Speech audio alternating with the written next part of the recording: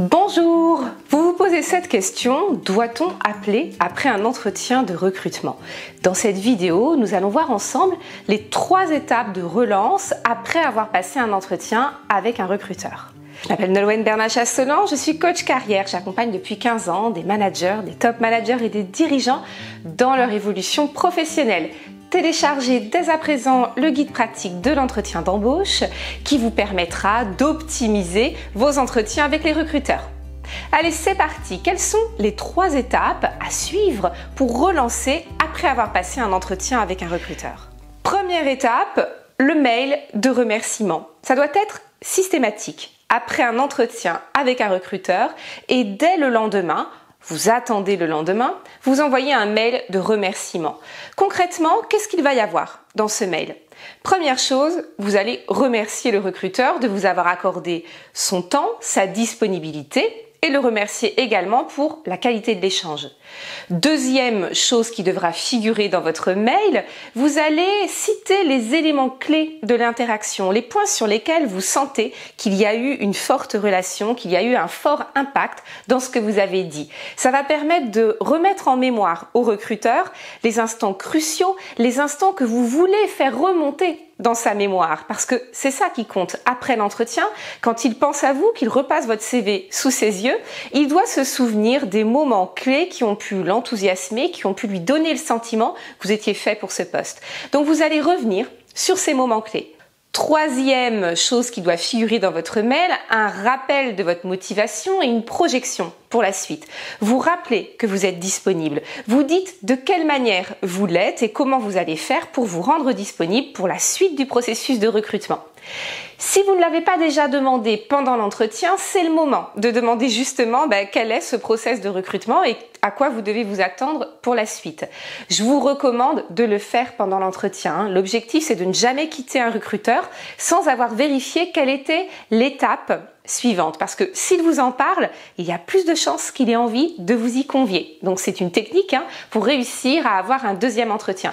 Dans votre mail de remerciement, vous devez donc faire figurer ça également. Deuxième étape de la relance, si vous n'avez pas été recontacté au bout de 7 à 10 jours à peu près, il est temps de faire une relance téléphonique. Très peu de candidats le font, vraiment très peu. La plupart du temps parce que vous avez peur de déranger, vous avez peur d'être trop insistant.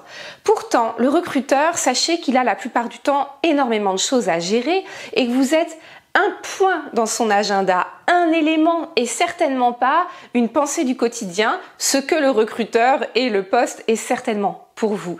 Donc n'ayez pas peur, en relançant 7 à 10 jours après un entretien par mail ou par téléphone, il n'y a vraiment aucun risque qu'on ait le sentiment que vous harceliez votre recruteur. Bien au contraire, il sera certainement ravi si vous l'intéressez, que vous fassiez en sorte de revenir dans sa mémoire. Cela prouvera votre motivation et si le process de recrutement est un peu lent, ça va les pousser à se mobiliser, à relancer, à aller un petit peu plus vite parce que les process sont parfois traînants, sont parfois lents et si vous vous relancez, si en plus vous leur avez plu, ils vont avoir le sentiment qu'il faut faire vite parce que vous pourriez aller à la concurrence. Donc c'est vraiment une manière de dire attention, relancez-moi, on a passé un entretien, ça fait déjà 10 jours, c'est important pour moi de savoir quelle va être la suite de l'entretien.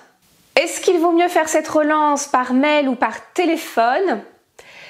C'est à vous d'en juger. La relance téléphonique est quand même pertinente au bout d'une dizaine de jours. Vous avez déjà fait un mail de remerciement, donc c'est intéressant de varier les modes de communication. Donc je vous inviterai plutôt à tenter un contact téléphonique.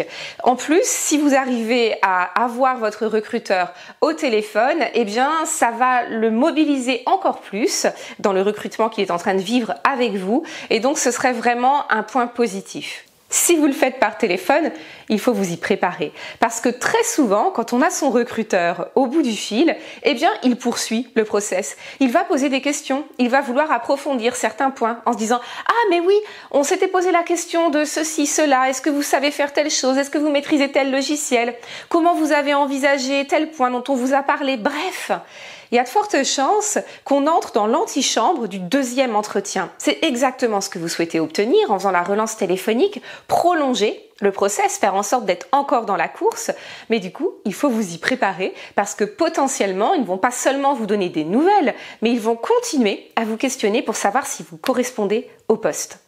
Troisième étape de relance, si malgré le mail, si malgré vos tentatives de relance téléphonique, et même si elle a eu lieu, il est possible que vous n'ayez toujours pas de convocation au second entretien. Pourtant, vous voyez que l'annonce est toujours publiée et donc que le besoin est toujours réel pour l'entreprise. Eh bien, continuez à relancer à peu près tous les 10 jours, pas toutes les semaines parce que ça peut sembler un peu insistant pour le coup, à peu près tous les 10 jours. Sachez que je connais et j'ai accompagné des candidats qui ont recandidaté sur une offre, c'est-à-dire qu'ils ont passé un premier entretien qui s'est plus ou moins bien passé, mais qui n'a pas fait l'objet d'une suite. Et pourtant, l'entreprise continue à publier, republiait, parfois avec des modifications, l'offre. C'était donc la preuve que le besoin était existant. Eh bien, les candidats ont recandidaté en modifiant un peu le CV, en ajustant la lettre de motivation, en précisant bien entendu qu'il y a déjà eu ce premier entretien et en réaffirmant la volonté de poursuivre. C'est difficile à faire parce qu'il y a une problématique d'ego. On se dit, s'ils m'ont pas pris, c'est qu'ils veulent pas de moi, alors après tout, pourquoi j'insisterais?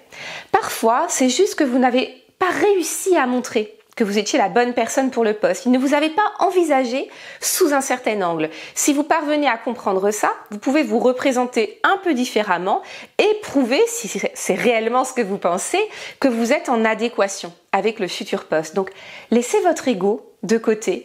Le recruteur ne pense pas à vous de la même manière. Lui, il pense en termes de besoins, en termes de compétences et en termes d'adéquation entre les deux. Vous, bien entendu, comme c'est une quête personnelle, c'est une évolution professionnelle, vous êtes beaucoup plus centré sur votre ego. C'est un problème à gérer avec vous-même. N'ayez pas peur de relancer, n'ayez pas peur de vous manifester. Bien entendu, il ne faut pas harceler le recruteur, mais je vous fais confiance pour savoir quelle est la limite à ne pas dépasser. Mais vraiment, relancer, je vous assure que ça fait une énorme différence. Trop souvent, les candidats attendent que l'entreprise vienne à eux et c'est une manière pour eux d'élaguer. Ils vont rester, ils vont continuer à travailler avec les personnes qui ont continué à se mobiliser. Donc n'hésitez pas même à aller jusqu'à candidater une seconde fois. Je connais des personnes qui ont décroché l'emploi de cette manière-là. Voilà ce que je voulais vous dire dans cette vidéo sur les 3 étapes de relance suite à un entretien de recrutement qu'on a pu passer. Si la vidéo vous a plu, n'hésitez pas à le signaler. Merci d'avoir été avec moi jusqu'au bout. Abonnez-vous à ma chaîne YouTube pour recevoir tous mes conseils, toutes mes astuces de coach pour bien vous préparer aux entretiens et optimiser votre recherche d'emploi, accélérer votre évolution professionnelle. À très bientôt dans d'autres vidéos.